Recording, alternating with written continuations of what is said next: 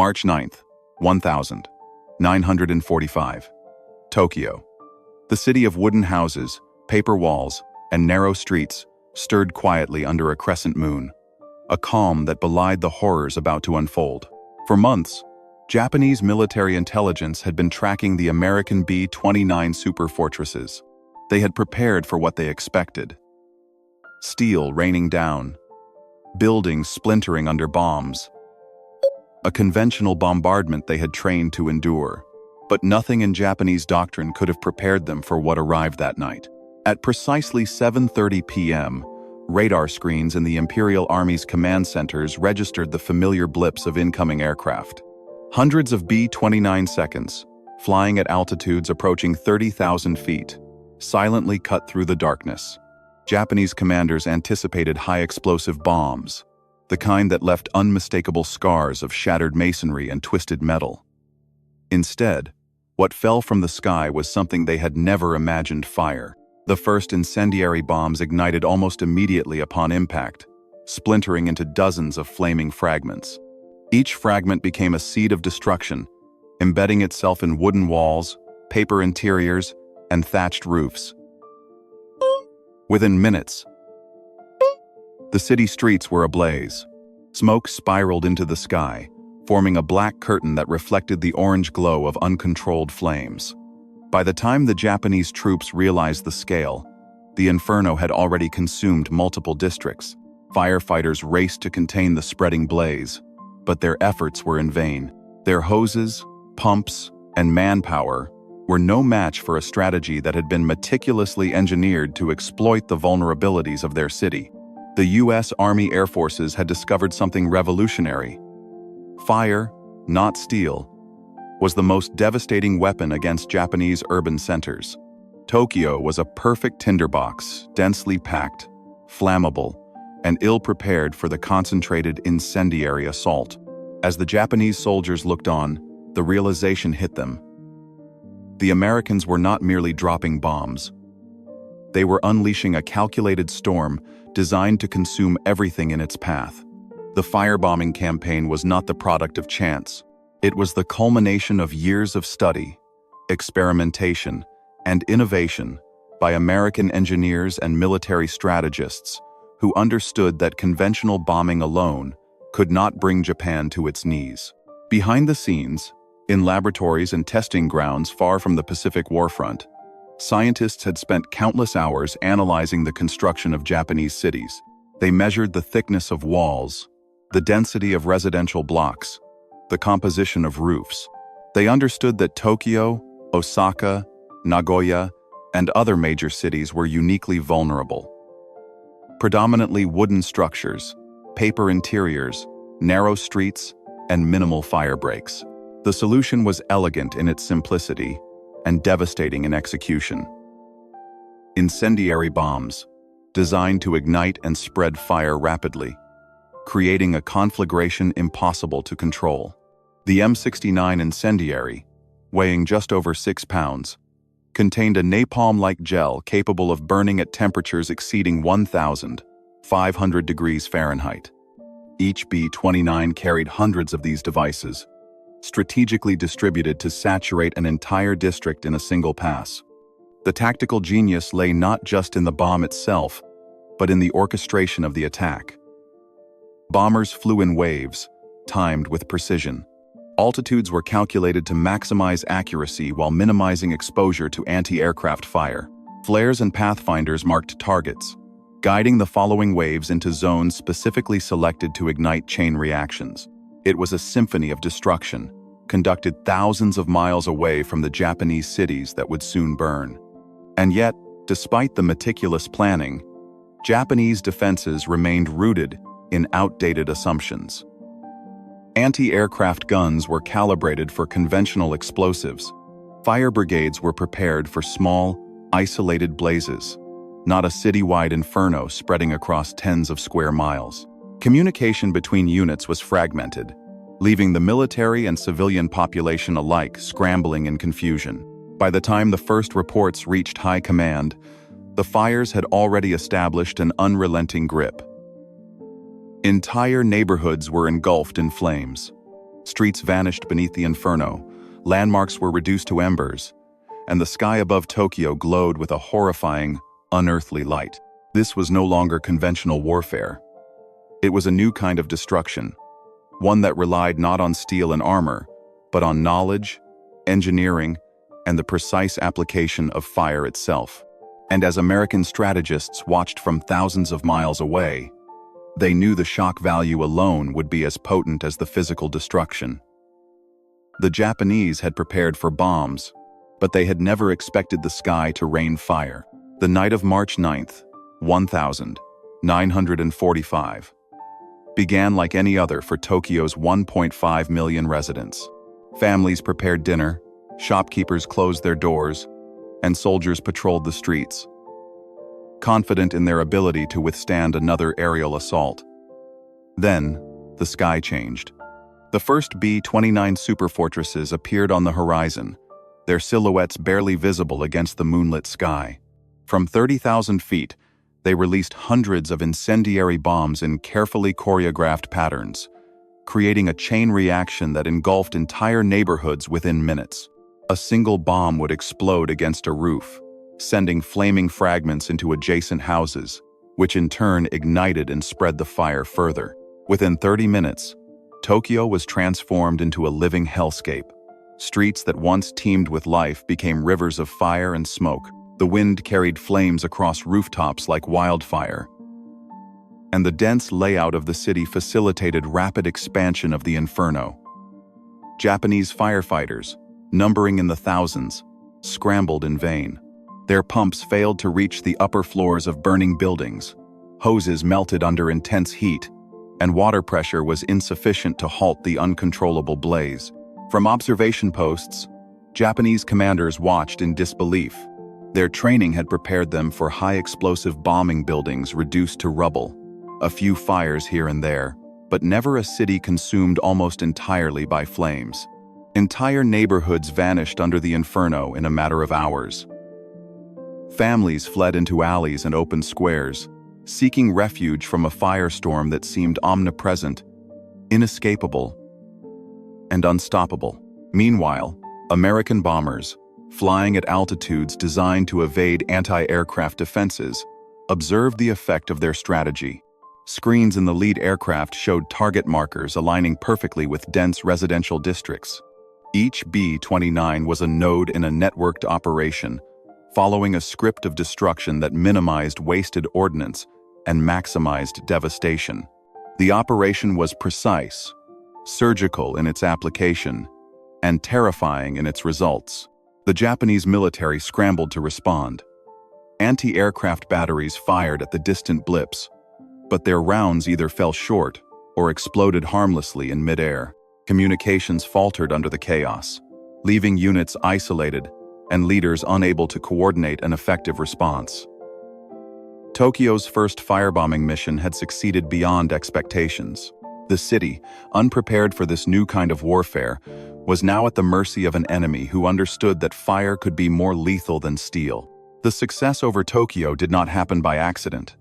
The incendiary bombing campaign was the result of meticulous engineering and an unprecedented understanding of urban vulnerability. American scientists and military planners had spent years analyzing Japanese cities, identifying the structural weaknesses that would make fire the deadliest weapon available.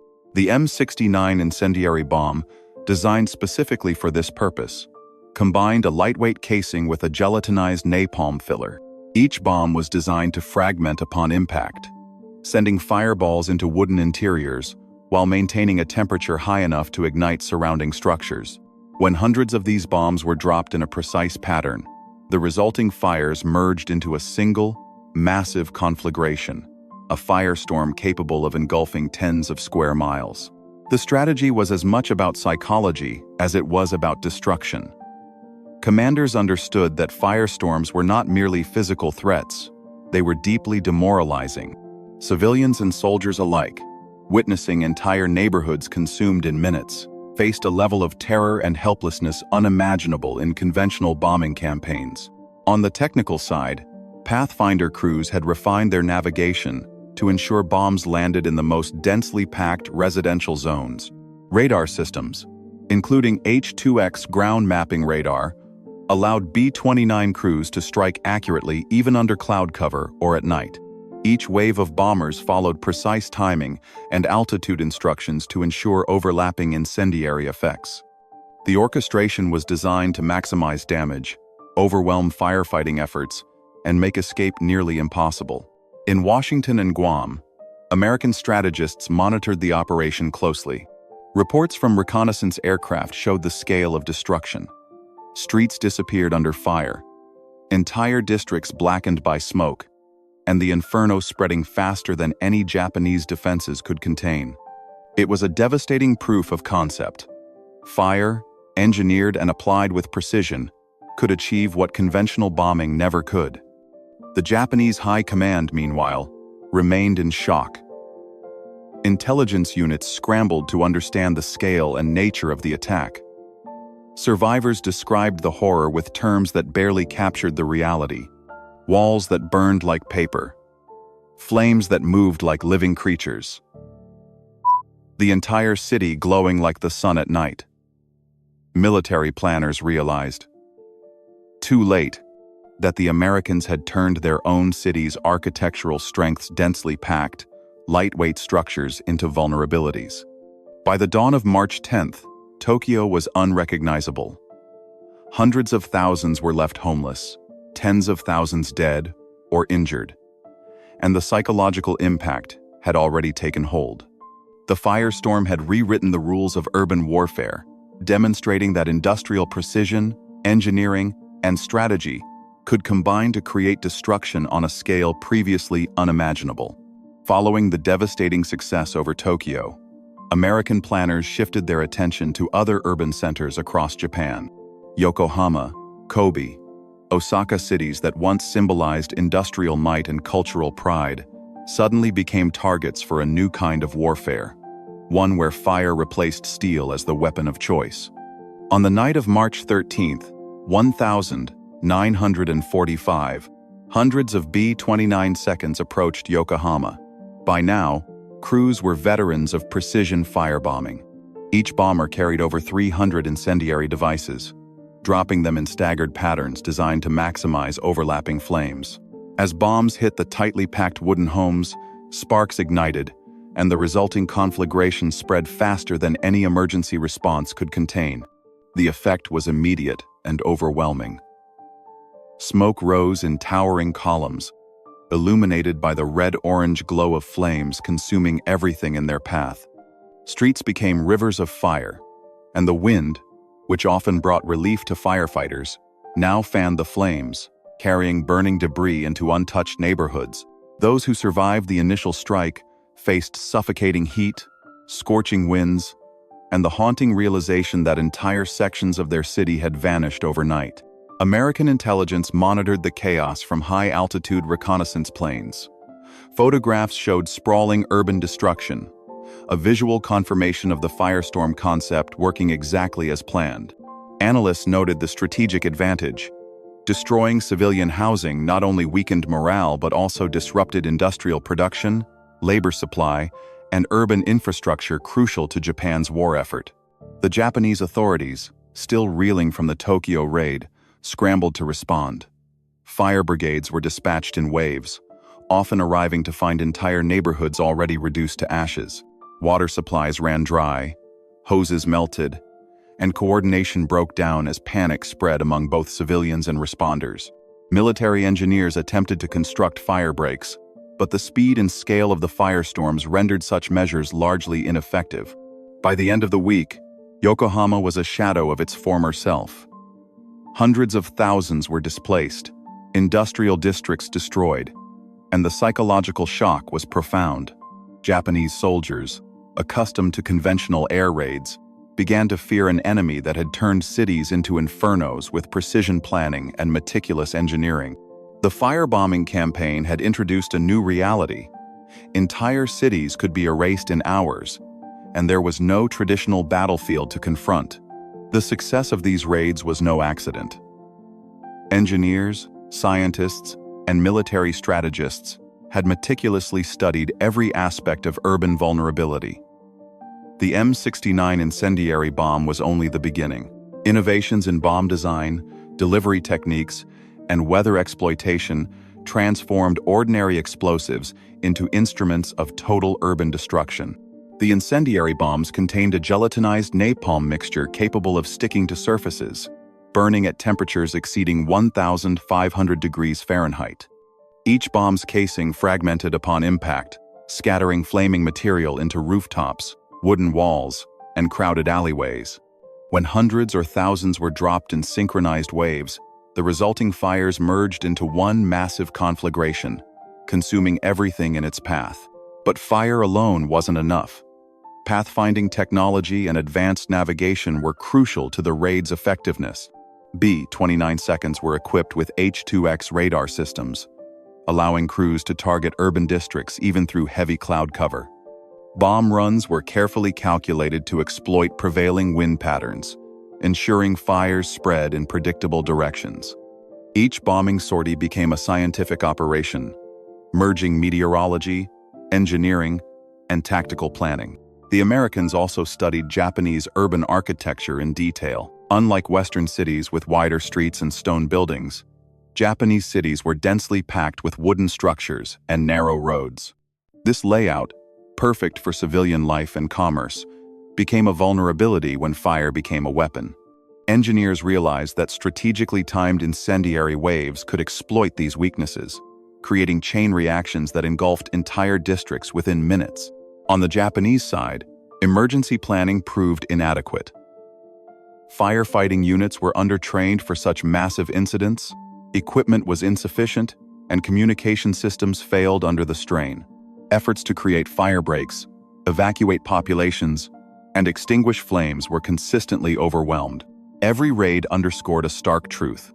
The Americans had turned scientific ingenuity into strategic firepower, weaponizing knowledge in a way that conventional armies had never encountered.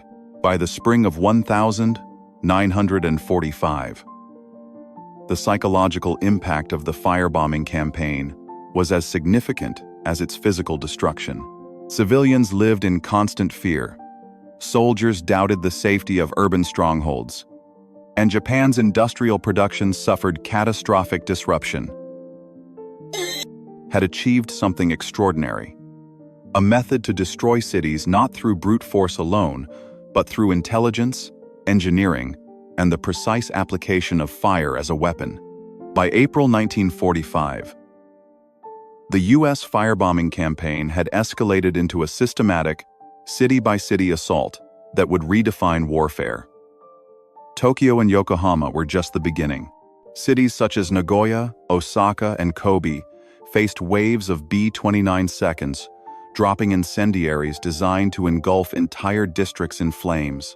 The Japanese military and civilian populations were unprepared for the scale of destruction. On the night of March 9-10th, B-29 seconds executed the most devastating raid yet on Tokyo.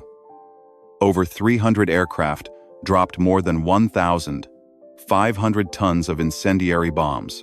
Within hours, a firestorm erupted across 16 square miles, consuming 267,000 buildings.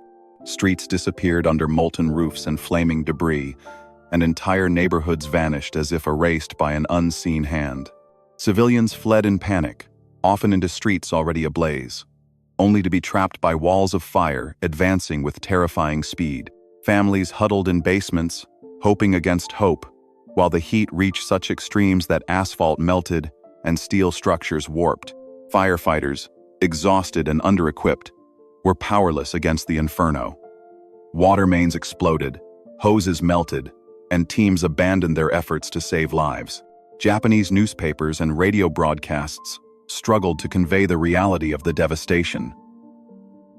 Reports spoke of the destruction, but the magnitude was almost unimaginable. Industrial districts, civilian housing, and cultural landmarks all consumed. Factories that had been the lifeblood of Japan's war production were destroyed, and the nation faced not just a material loss, but a profound psychological shock. American military planners documented the results meticulously. The goal was not just destruction for its own sake, but to disrupt Japan's ability to wage war, to break both industrial capability and civilian morale. The effectiveness of fire as a weapon became evident. Entire cities could be neutralized without a single high-explosive shell hitting a factory. By converting knowledge into a strategic tool, the U.S. had created a weapon far beyond conventional bombing. The success of these raids wasn't purely a matter of luck or firepower, it was a triumph of applied science. Each mission was meticulously planned, combining meteorology, navigation, and the physics of fire propagation. B-29 crews studied wind patterns, urban layouts, and the combustibility of building materials to ensure maximum effectiveness. The incendiary devices themselves were engineered for efficiency. The M69 bombs contained a gelled napalm mixture capable of adhering to surfaces and burning at temperatures exceeding 1,500 degrees Fahrenheit. Their design allowed multiple small bombs to scatter upon impact, igniting fires across rooftops and wooden streets simultaneously. When hundreds were dropped in coordinated waves, the resulting fires merged into one unstoppable inferno. Navigation and targeting were equally precise. H-2X radar allowed crews to locate city centers through cloud cover, and flight paths were calculated to exploit wind currents that could fan fires across multiple districts. Bombing altitudes were chosen carefully, high enough to avoid anti-aircraft fire, low enough to ensure incendiaries ignited correctly. Every raid became a controlled experiment in urban destruction, combining physics, engineering, and tactical planning. Japanese attempts to mitigate the damage were consistently outpaced. Firefighting units lacked equipment capable of handling such widespread blazes. Communications broke down under pressure, and attempts to create fire breaks often failed, as flames jumped rivers, roads, and even cleared spaces. Each raid highlighted a chilling reality. The Americans had weaponized knowledge itself. Fire, applied with precision and intelligence, became a force more destructive than traditional munitions. By mid-1945, the psychological impact on Japan was profound. Citizens feared nightfall as an omen of incoming firebombs. Soldiers doubted the defensibility of urban strongholds, and industrial production was catastrophically disrupted. The combination of scientific innovation, strategic foresight, and relentless execution had turned cities into battlegrounds in ways the Japanese military had never anticipated. The U.S. had not merely bombed Japan. It had transformed entire urban landscapes into weapons against the war effort, leaving a nation grappling with devastation on a scale never before seen in human history. By the summer of 1945, Japan faced a nightmare that seemed impossible to escape. Cities were reduced to smoldering ruins, industrial production had collapsed, and the psychological toll on civilians and military personnel alike was staggering. In response, Japanese engineers and military planners scrambled to develop countermeasures. Efforts to create fire-resistant structures were too little, too late. Buildings were retrofitted with sandbags and metal sheeting, but the speed and intensity of the firestorms rendered such measures largely symbolic. Air raid drills became routine, but nothing could prepare citizens for the wall of fire that could engulf entire neighborhoods in minutes. The Japanese military experimented with dispersing smoke screens and altering city layouts to confuse American bombing patterns. Yet, each adaptation was met with a new innovation from the U.S. Air Force. Crews shifted targets mid-flight, coordinated multi-city raids, and leveraged meteorological intelligence to ensure fires spread uncontrollably. The Americans had effectively turned urban landscapes into their own laboratory of destruction. Even elite firefighting units found themselves powerless. Hydrants ran dry, hoses were destroyed, and water supply lines fractured under repeated bombardment. Fire brigades, once symbols of civic resilience, were overwhelmed and forced into defensive positions, prioritizing evacuation over containment. The U.S. firebombing campaign had become more than a military operation. It was a war of nerves. Cities were stripped of both material and morale, as survivors faced the grim realization that nothing could stop the incendiary waves.